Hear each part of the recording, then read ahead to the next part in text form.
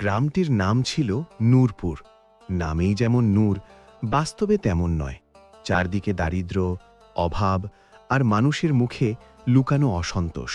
গ্রামের একেবারে শেষ প্রান্তে জঙ্গলের মুখে ছোট্ট একটি কুড়ে ঘরে থাকত ইয়াকুব কাঠুরিয়া। ইয়াকুবের জীবন খুব সাধারণ।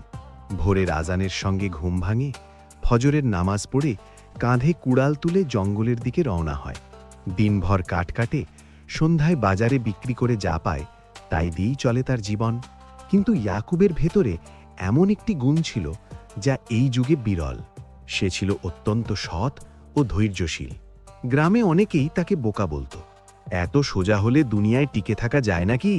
কিন্তু ইয়াকুব শুধু হাসত আর বলতো, আল্লাহ আছেন, তিনিই যথেষ্ট। নূরপুরের পাশেই ছিল এক গভীর বন, সিয়াহ বন নামে পরিচিত। গ্রামবাসীরা সেখানে যেতে ভয় পেত। কথিত ছিল সেখানে অদ্ভুত আলো দেখা যায়, মাঝরাতে কান্নার শব্দ শোনা যায়, আর সবচেয়ে ভয়ঙ্কর কথা, রূপালী চোখের এক মেয়ে সেখানে ঘুরে বেড়ায়। যে তাকে দেখে সে আর আগের মতো থাকে না। গ্রামের বয়স্করা কঠোরভাবে নিষেধ করেছিল, ও বনে পা দিলে সর্বনাশ। কিন্তু ইয়াকুবের জন্য উপায় ছিল না। চারদিকে কাঠ শেষ হয়ে এসেছে। জীবিকার তাগিদে একদিন সে সিদ্ধান্ত নিল, আমি আল্লাহর নাম নিয়ে সিয়াহ বনে ঢুকব। সেদিন বন ছিল অস্বাভাবিকভাবে নীরব। পাখির ডাক নেই, বাতাস নেই, শুধু গাছের ছায়া। ইয়াকুব বিসমিল্লাহ বলে কুড়াল চালাতে লাগল। হঠাৎ সে মনে করল হয়তো ভয় পাচ্ছে, কিন্তু তারপরই সে অনুভব করল কেউ তাকে দেখছে। পেছনে তাকিয়ে কিছুই নেই। আবার কাজ শুরু করল। ঠিক তখনই গাছের ফাঁক দিয়ে ইয়াকুব থমকে গেল। সে প্রথমে পুরো মুখটা দেখতে পায়নি, শুধু চোখ, রূপালী, অস্বাভাবিক উজ্জ্বল। চোখ দুটোই ছিল না কোনো রাগ না ভয়, ছিল গভীর এক দুঃখ। মেয়েটি গাছের আড়ালে দাঁড়িয়েছিল। পোশাক সাদা কিন্তু ধুলোয় মলিন, চুল খোলা, বাতাস ছাড়াই নড়ছিল। ইয়াকুবের গলা শুকিয়ে গেল। গ্রামের গল্পগুলো মনে পড়ে গেল। কিন্তু সে পালালো না। সে শুধু বলল, আপনি কে? মেয়েটি কোনো উত্তর দিল না, শুধু একবার তাকালো আর মিলিয়ে গেল। সেদিন রাতে ইয়াকুব ঘুমোতে পারল না। চোখ বন্ধ করলেই সেই রূপালী চোখ ভেসে উঠছিল। তার মনে প্রশ্ন, সে কি মানুষ, নাকি জিন, নাকি ফেরেশতা? সে উঠে অজু করল, 2 রাকাত নফল নামাজ পড়ে বলল, হে আল্লাহ, যদি এটা পরীক্ষা হয় আমাকে শক্ত রাখো, আর যদি কোনো বিপদ হয় আমাকে রক্ষা করো। ঘরের ভেতর হালকা আলো জ্বলে উঠল। ইয়াকুব বুঝল তার দোয়া শোনা হয়েছে। পরদিন আবার সে বনে গেল। আজ আর ভয় নেই, আছে কৌতূহল। হঠাৎ সে বুঝল আজ সে একা নয়। পাতা নড়ছে কিন্তু বাতাস নেই, পায়ের শব্দ কিন্তু কেউ দেখা যায় না। তারপর আবার সেই চোখ। আজ মেয়েটি কাছে। সে ধীরে বলল, তুমি ভয় পেও না। ইয়াকুব অবাক। কণ্ঠস্বর ছিল মানুষের, কিন্তু যেন দূরের কোনো জগৎ থেকে আসছে। তুমি কে? ইয়াকুব জিজ্ঞেস করল। মেয়েটি বলল, আমি সেই যাকে তুমি খুঁজছ না, তবু পেয়ে যাচ্ছ। এই কথা বলেই সে আবার মিলিয়ে গেল। সেদিন থেকে ইয়াকুব বুঝল এই বন শুধু গাছ আর ছায়ার নয়, এখানে আছে এক গোপন সত্য। আর সেই সত্যের চাবি রূপালী চোখের মেয়েটি। কিন্তু সে কেন ইয়াকুবকে দেখা দিচ্ছে? সে কি পরীক্ষা, নাকি কোনো বার্তা নিয়ে এসেছে? এই প্রশ্নের উত্তর লুকিয়ে আছে সামনে, অন্ধকার রাতে, গভীর বনের কেন্দ্রে, আর এক অসমাপ্ত দোয়ার ভেতর। ইয়াকুব আবারও সিয়া বনে ঢুকেছে। এবার তার হাতে শুধু কুড়াল নয়, তার বুক ভর্তি প্রশ্ন, আর অন্তরে অদ্ভুত এক শান্তি। বনের ভেতরে ঢুকতেই সে টের পেল, আজ বন তাকে গ্রহণ করছে। পাতা নড়ছে, পাখির ডাক শোনা যাচ্ছে, যেন বন আর আগের মতো ভয়ঙ্কর নয়। কিন্তু হঠাৎ মাটিতে পড়ে থাকা রক্তের দাগ। ইয়াকুব থমকে গেল। গ্রামে কেউ আহত হয়েছে নাকি? সে দাগ অনুসরণ করতে লাগল। এক বিশাল শিমুল গাছের নিচে সে দেখতে পেল রূপালী চোখের মেয়েটি। আজ সে দাঁড়িয়ে নেই, সে বসে আছে। ডান পা থেকে রক্ত ঝরছে। ইয়াকুব এক মুহূর্তেও দেরি করল না। তুমি আহত? সে নিজের লুঙ্গির এক পাশ ছিলে পা বেঁধে দিল। মেয়েটি বিস্ময়ে তাকিয়ে রইল। তুমি ভয় পাওনি? সে ফিসফিস করে বলল। ইয়াকুব হাসল। ভয় পাওয়ার আগে মানুষ হওয়া জরুরি। মেয়েটির চোখে জল জমে উঠল। হঠাৎ বাতাস ভারী হয়ে গেল। বনের গাছগুলো কাঁপতে লাগল। এক গম্ভীর কণ্ঠ ভেসে এলো, ইয়াকুব। তুমি জানো না কাকে সাহায্য করছো। ইয়াকুব বুক শক্ত করল। আমি জানি না সে কে, কিন্তু সে আহত, এটাই যথেষ্ট। কণ্ঠ আবার বলল, সে যদি তোমার ক্ষতি করে। ইয়াকুব মাথা নত করল। ক্ষতি আল্লাহর অনুমতি ছাড়া হয় না। এক মুহূর্ত নিস্তব্ধতা, তারপর বাতাস হালকা হয়ে গেল। মেয়েটি ধীরে বলল, ইয়াকুব, এটা ছিল প্রথম পরীক্ষা। ইয়াকুব চমকে উঠল। পরীক্ষা? মেয়েটি উঠে দাঁড়াল। তার পায়ের ক্ষত মিলিয়ে গেল। সে আর সাধারণ কেউ নয়। তার চোখ এখন আরও উজ্জ্বল। আমি মানুষও নই, আবার জিনও নই। ইয়াকুব কাঁপতে কাঁপতে বলল, তুমি?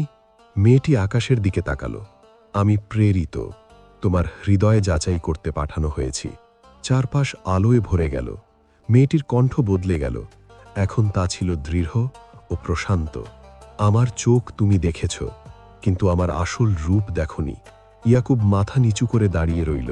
আল্লাহ মানুষকে পরীক্ষা করেন ভয় দিয়ে, লোভ দিয়ে, আর কখনো দয়া দিয়ে।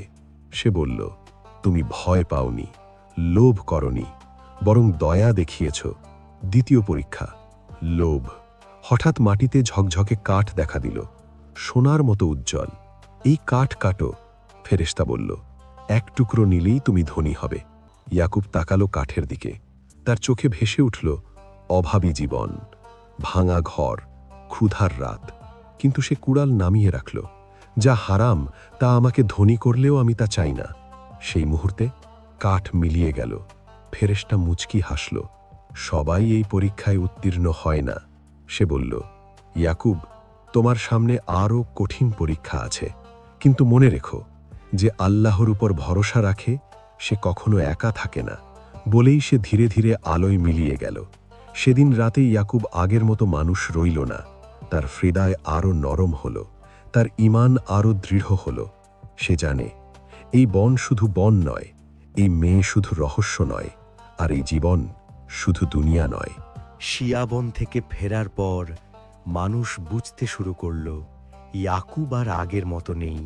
তার চোখে এখন এক অদ্ভুত দৃঢ়তা, কথায় আছে গভীরতা, আর নীরবতায় আছে আত্মবিশ্বাস। সে আগের মতোই কাঠ কাটে, কিন্তু এখন সে ওজনে কম নেয় না, দামে ঠকায় না, হারাম এক টুকরো কাঠও বিক্রি করে না। এটাই তার অপরাধ হয়ে দাঁড়ালো। নূরপুরের কাঠ ব্যবসায়ী হামিদ মোল্লা ইয়াকুবকে সহ্য করতে পারছিল না। এই লোকটা থাকলে আমাদের ব্যবসা চলবে না, সে গোপনে বলল। কারণ ইয়াকুবের সততার জন্য মানুষ এখন অন্য কাঠুরিয়াদের বিশ্বাস করতে চায় না। হামিদ পরিকল্পনা করল। এক সকালে পুরো গ্রাম কাঁপিয়ে খবর ছড়িয়ে পড়ল, ইয়াকুব জিনের সাথে চুক্তি করেছে। কেউ বলল, ওকে রাতে আলো ঘিরে ধরে। কেউ বলল, ওর চোখে আগুন দেখেছি। ইয়াকুব চুপ করে রইল। সে জানে, সত্য চিৎকার করে না।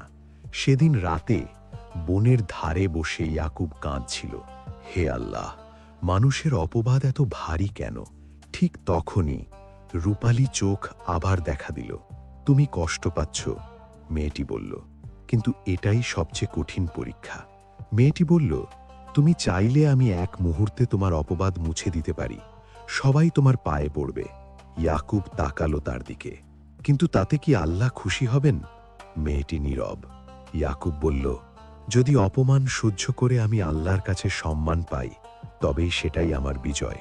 হঠাৎ আকাশে বজ্রপাত, উত্তীর্ণ, ফেরেশতার কণ্ঠ। এবার হামিদ আরও ভয়ঙ্কর সিদ্ধান্ত নিল। সে গ্রামের মসজিদের পাশে ইয়াকুবের নাম জড়িয়ে আগুন লাগানোর মিথ্যা অভিযোগ তুলল। গ্রাম উত্তপ্ত। ওকে বের করো, ও অভিশপ্ত। ইয়াকুবকে বেঁধে আনা হলো। ইয়াকুব শুধু বলল, আমি নির্দোষ, আল্লাহ জানেন। ঠিক তখনই মসজিদের বাতি নিজে নিজে জ্বলে উঠল। এক বৃদ্ধ উঠে দাঁড়ালো। আমি দেখেছি, সে কাঁপা কণ্ঠে বলল। আগুন লাগিয়েছিল হামিদের লোক। নীরবতা। হামিদের মুখ ফ্যাকাশে। সত্যের বিজয়। গ্রাম লজ্জিত, ইয়াকুব মুক্ত। কেউ ক্ষমা চায়, কেউ চোখ নামায়। ইয়াকুব বলল, আমি কাউকে ক্ষমা করেছি, কারণ আল্লাহ ক্ষমাশীল। বিদায়ের পূর্বাভাস। রূপালী চোখের মেয়েটি শেষবারের মতো বলল, সব পরীক্ষা শেষ হয়নি, শেষ পরীক্ষায় তোমাকে কিছু হারাতে হবে। ইয়াকুব জিজ্ঞেস করল, কি? সে উত্তর দিল, যা তুমি সবচেয়ে বেশি ভালোবাসো। সেই রাতের পর ইয়াকুবের জীবন আবার শান্ত হল, কিন্তু সে জানত ঝড় শেষ হয়নি, শুধু থেমে আছে। রূপালী চোখের মেয়ের কথাগুলো তার কানে বারবার বাজছিল। শেষ পরীক্ষায় তোমাকে হারাতে হবে যা তুমি সবচেয়ে বেশি ভালোবাসো।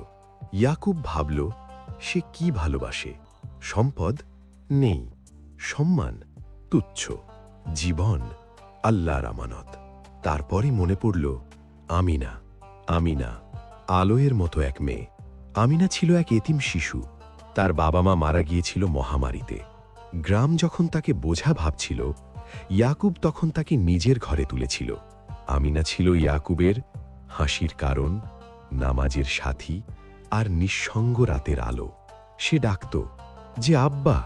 ইয়াকুব কখনো তাকে জানায়নি সে তার আসল বাবা নয়। এক সন্ধ্যায় হঠাৎ আমিনা অসুস্থ হয়ে পড়ল। জ্বর, অজ্ঞানতা। গ্রামের কবিরাজ বলল, এটা সাধারণ রোগ না, একে বাঁচাতে হলে শিয়াহ বনের মাঝের নীল ফুল দরকার। গ্রাম কেঁপে উঠল। ওটা তো অভিশপ্ত ফুল। ইয়াকুব বুঝে গেল শেষ পরীক্ষা শুরু হয়েছে। রাতের অন্ধকারে ইয়াকুব একাই বনে ঢুকল। চারদিক অস্বাভাবিক নীরব। হঠাৎ রূপালী চোখ আবার।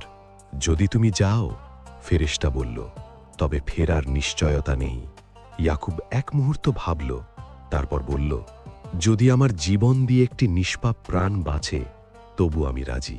ফুলটি পাওয়া গেল বনের কেন্দ্রে, কিন্তু পাহারা দিচ্ছিল এক অদৃশ্য শক্তি। এক গম্ভীর আওয়াজ, এই ফুল নিলে তোমার সবচেয়ে প্রিয় জিনিস কেড়ে নেওয়া হবে। ইয়াকুব চোখ বন্ধ করল। আল্লাহ যা নেন তা আমার ছিল না। সে ফুল তুলল। ফুল হাতে নিয়েই ইয়াকুব মাটিতে লুটিয়ে পড়ল। তার বুক হালকা হয়ে আসছে। ফেরেশতা ফিসফিস করে বলল, আমিনা বাঁচবে, কিন্তু তুমি। ইয়াকুব মুচকি হাসল, তাহলেই যথেষ্ট। ভোরে আমিনার জ্বর ছেড়ে গেল। সে উঠে বসে চিৎকার করল, আব্বা! কিন্তু ইয়াকুব আর জাগল না। তার মুখে ছিল প্রশান্ত হাসি। রূপালী চোখের মেয়ে এবার পূর্ণরূপে প্রকাশ পেল। সে আকাশের দিকে তাকিয়ে বলল, হে আল্লাহ, আপনার বান্দা পরীক্ষায় পূর্ণতা পেয়েছে। গ্রামবাসীরা কাঁদতে লাগল। হামিদ মোল্লা মাটিতে পড়ে গেল। আলোর উত্তরাধিকার। আমিনাকে লালন পালন করল পুরো গ্রাম।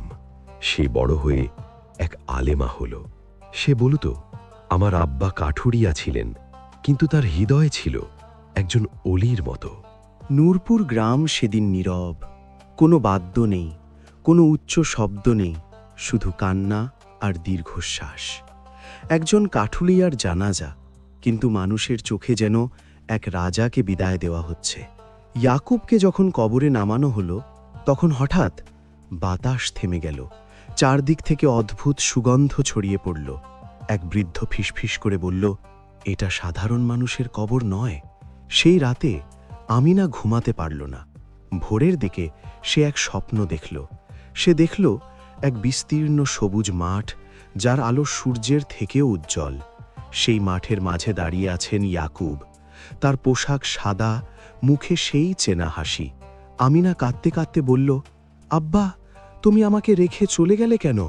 ইয়াকুব শান্ত কণ্ঠে বলল, আমি তোমাকে ছেড়ে যাইনি মা, আমি শুধু এক ভালো জায়গায় চলে গেছি। ঠিক তখন আমিনার পাশে এক আলো জ্বলে উঠল। রূপালী চোখের মেয়েটি। এবার সে আর রহস্যময় নয়, সে শান্ত, সম্মানিত।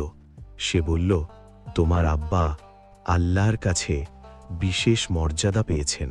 যে ব্যক্তি নিজের প্রাণ দিয়ে অন্যের জীবন বাঁচায়, সে হারায় না, সে চিরস্থায়ী লাভ করে। আমিনা কাঁদতে কাঁদতে সিজদায় পড়ে গেল। মেয়েটি বলল, আমি সেই ফেরেশতা যাকে আল্লাহ পাঠান মানুষের অন্তর যাচাই করতে। সবাই পরীক্ষায় পড়ে, কিন্তু সবাই উত্তীর্ণ হয় না। ইয়াকুব বেড়েছে, কারণ সে ভয়ে হার মানেনি, লোভে বিক্রি হয়নি, সম্মানে অহংকার করেনি, আর ভালোবাসায় কৃপণতা করেনি। ইয়াকুবের মৃত্যুর পর নূরপুর বদলে গেল। মানুষ মাপে কম দেয় না, মিথ্যা অপবাদ দেয় না, এতিমদের বোঝা মনে করে না।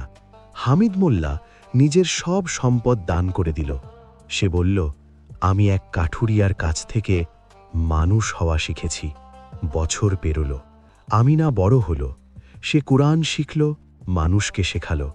প্রতিটি দোয়ায় সে বলতো, হে আল্লাহ, আমার আব্বাকে আপনার রহমতের ছায়ায় রাখুন। মানুষ দূর দূরান্ত থেকে আসতো তার কাছে উপদেশ নিতে। অনেক বছর পর এক রাতে আমিনা আবার বনে গেল। সিয়াহ বনের মাঝখানে দাঁড়িয়ে সে ফিসফিস করে বলল, আব্বা, আমি ঠিক পথেই আছি তো? হঠাৎ হালকা বাতাস আর এক ঝলক আলো। দূরে রূপালী চোখ, কণ্ঠ ভেসে এলো, হ্যাঁ মা, যে আল্লাহর জন্য দেয় সে কখনো একা হয় না। এই গল্প শুধু এক কাঠুরিয়ার নয়, এটা আমাদের সবার গল্প। দুনিয়া পরীক্ষা, কষ্ট পুরস্কারের দরজা, আর সত্যিকারের বিজয় আখিরাতে। বনের মাঝের রূপালী চোখের মেয়ে শেষ হল, কিন্তু ইয়াকুবের মতো মানুষের গল্প কখনো শেষ হয় না।